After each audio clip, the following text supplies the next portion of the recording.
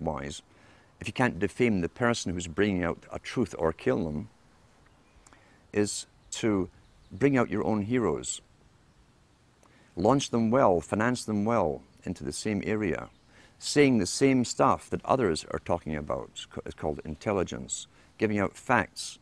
And once they have the following, then they start bringing in aliens and UFOs.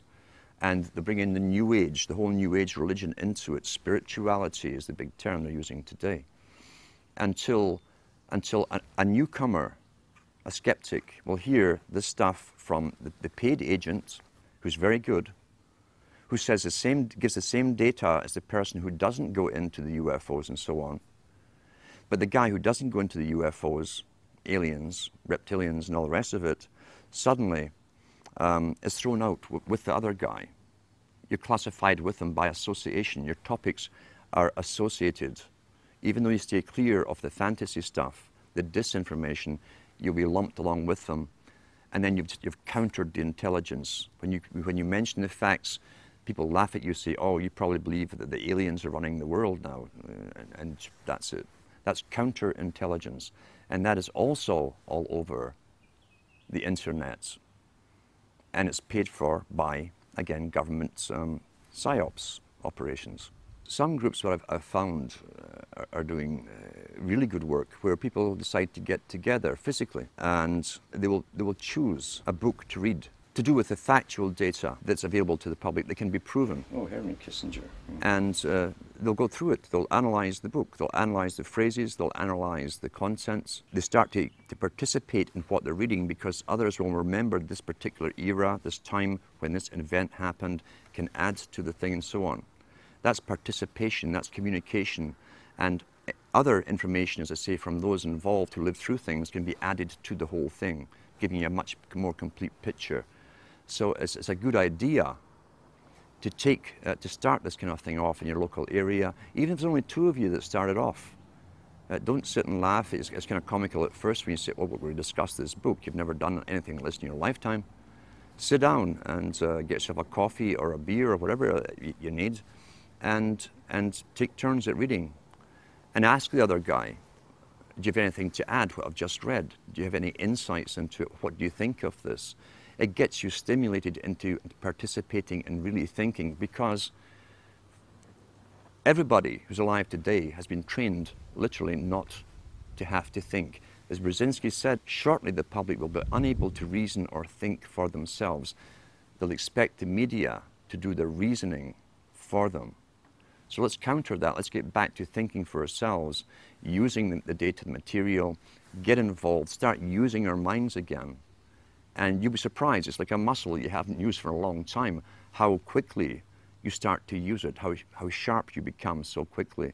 And if you can get larger groups and larger groups together doing the same thing, and then you can branch them together, communicate together, then they suggest other books that you haven't heard of. Maybe you need a particular book for evidence. I have stacks of them at home. Everyone has access somewhere to some material that was stuck away. And when you start putting all of this material together, mainly through, as I say, discussion and reading groups, you can add to the knowledge. The more knowledge and facts, actual factual data you can put together, the bigger your arsenal is.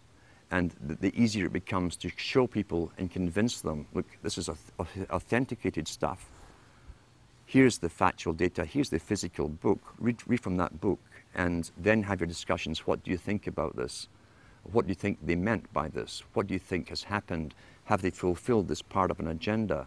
And most people will say, yeah, they have. Well, here's how they did it. The evidence is all there, but knowledge, remember, is scattered. That's also why, since the 70s and so on, televisions were put up in places where people used to communicate to each other, bars and restaurants, the pubs of Europe. Everyone talked and discussed everything.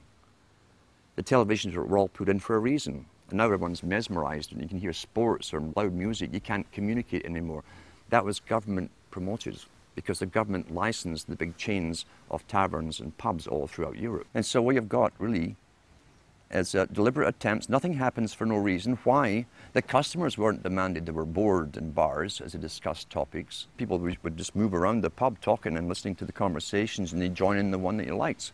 Why was it so important to destroy communication? It's because it's the main propaganda tool that stops communication between people, even in a room. If you notice too, they don't even discuss the topics, once the news is read to them, to each other. They've both been downloaded with the opinions. You don't have to ask what their opinion is. It's going to be the same one as you've been downloaded with, left by the expert. So we've got to get back to communications and communicating with each other and finding the evidence. Knowledge is scattered. Knowledge is power, so it's scattered all over the place and thousands of books. But when you can start these reading classes up and get other reading classes communicating with you, even through the internet, you can start putting the data, the factual data together, and so that you can present it to the public and bring in more and more members. Only knowledge and the will to use this knowledge is going to thwart the plans that have openly been made for us and declared from the elites at the top. The whole problem of being involved in a community, it can be a double-edged sword. We know, for instance, that communitarianism is a term used first by Bush Sr., talking about the collectivist society coming in. The United Nations has us all split up into communities. It's promoted through local TV. Even Sudbury here has your community. This is your local community. Be involved in your community. They're talking about a politically correct community. That's the problem. Government really penetrated and altered and distorted and changed society through communities. Not just with television, which has certainly destroyed the community spirit. The intent of government, this is how abusers work too. Abusers work with the same technique because they want power over a victim. The abuser will come in and take care initially of problems of the abused. Often the problems are the very outcome of what the abusers have been doing to the victims in the first place. Governments came in with welfare, for instance, a long time ago, in all countries about the same time.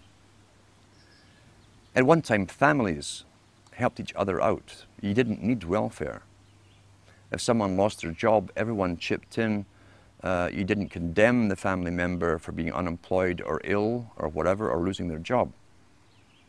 Families helped each other. Now, the family, remember, is still really the smallest nucleus of a tribe. And then government came in with unemployment insurance, which they took off you, but nothing was for free. And gradually over time, when people became unemployed or even sick for a while and couldn't work, I heard people even say to their own relatives, well, go to welfare, that's what they're for. There are social agencies to deal with this. Until today, we're in a sad state where even close relatives won't help each other out. They expect the government, the abuser, the government is the abuser. They expect the government to take care of all financial problems for the unfortunate victims. And they stop helping each other out. We've got to start reclaiming the rights to, and you can do it personally with people you know, to help other people out and start countering the government's mandate. Because the government's mandate is for control over the victims, not to help the victims. Those who fall under that particular level into the welfare state have their lives run by government agencies and social workers. That's what Huxley says. He says that they won't need their survival capabilities. Russell said the same thing, because the government is taking care and making all their decisions for them. In order to help you, it's really to take you over and have you obeying them and their system. That's what you're up against, a planned war strategy, making them dependent upon government services, not their family units, not their brothers and sisters, their fathers or mothers, but on the state itself. We've got to counter that and become involved again in the lives of those around us and have our own true communities. It doesn't matter if there's only 5 of you in a community, even if you live in a town or a city, that's your own little community where you all have something in common. What it really is gaining knowledge for your own and others' self-preservation and survival into the future. These video interviews have all been exclusive, and they're going to be archived at prisonplanet.tv. Please download them, burn them to disk, and give them to everyone you know. Upload them to YouTube. This information is vital not just to our free republic, but to the future of free humanity.